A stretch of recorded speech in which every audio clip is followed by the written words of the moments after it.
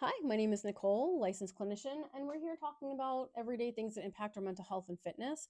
And so I want to talk a little bit more about just caregiving issues, right?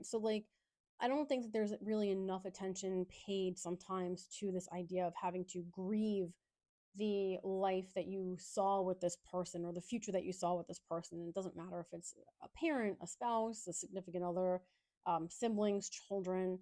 We all, in all of our relationships with anybody that we encounter, we have this subconscious or sometimes conscious image of like what life is going to be like 10 years from now. I swore that my grandparents were going to live forever. I never imagined a life without them. And there was a big wake up call. Um, and so when things happen, when we become caregivers for people, typically it's kind of unexpected, right? Sometimes it's expected, sometimes it's an elderly parent or something like that, or a grandparent um, that is starting to have some decline, right? That we kind of expect, okay, at some point, like somebody's going to have to take care of grandma. But sometimes it's an accident or a sudden medical issue that comes up, right? I've talked about this in my previous video. So we have to kind of just sit for a little while and give ourselves the space to grieve the idea of the future that we saw with the person prior to their illness or accident. And then, and I think this is really the most important part, it's not just accepting that, oh, this is your new normal, like your new baseline is like down here, and like this is how it's going to be for the rest of your life, right? But I think the really important part is looking at like, what is this person capable of doing right now? And, that can be something like, hey, like let's go sit outside and throw some horseshoes or play some ring toss or whatever it is. And I think I mentioned that in my previous video. I might have. I don't know. I've had to record these videos like a million times today because of sound issues. So I'm a little bit lost as to what I've covered in what video and what I haven't.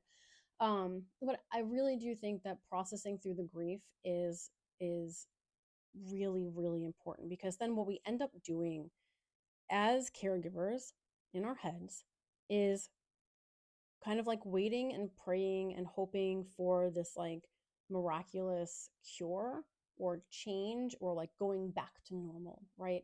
And even if it's something that the person can heal from and can, regain some sort of a regular lifestyle that they had before, it's not going to be the same.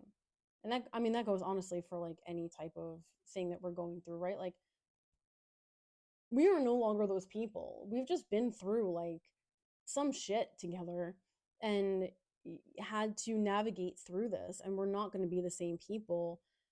Maybe there's still going to be some limitations, some physical or cognitive limitations, even after they're essentially like fully healed or healed to the extent that they can be, right? So there might still be a combination that needs to be made, but also, or and also looking at like, hey, incrementally, like what can we do, where are you right now, what are your abilities right now, what are you able to do, and where can we where can we start to bring this, setting maybe some goals that are motivating for the person to not lose hope while they're going through rehab or physical therapy or cognitive therapies and stuff like that.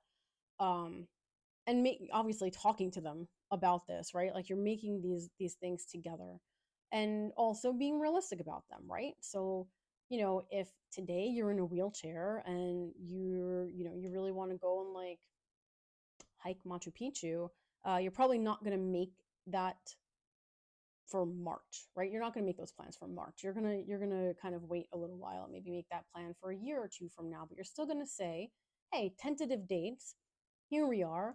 And you're getting this physical therapy coming in, and we're doing these things, and so every day is closer to being able to make those reservations, um, and setting like really like what's the word I'm looking for, like concrete goals. So, hey, when you can, um, walk down to the mailbox or walk around the block and be able to not have to rest, right? Or um not need to come in and like be on your oxygen machine or what have you.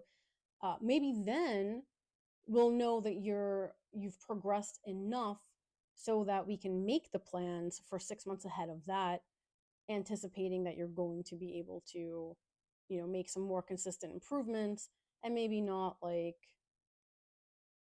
I don't know, climb Mount Everest, but I mean, if going to Mount Everest is a thing, maybe you go to Mount Everest. Um, so I don't know. I feel like I got a little bit off topic there because again, I don't remember what I actually said in videos where the sound recorded and what I didn't say in videos that I've done so far. Um, but if there's anything else you want me to speak on regarding caregiver stuff, like by all means, let me know. It's not my super specialty, but having your feedback about like what do caregivers go through, and how can people be supportive of that? What are your needs, and what areas do you kind of get a little bit stuck because of the needs of the other person, right? So let me know.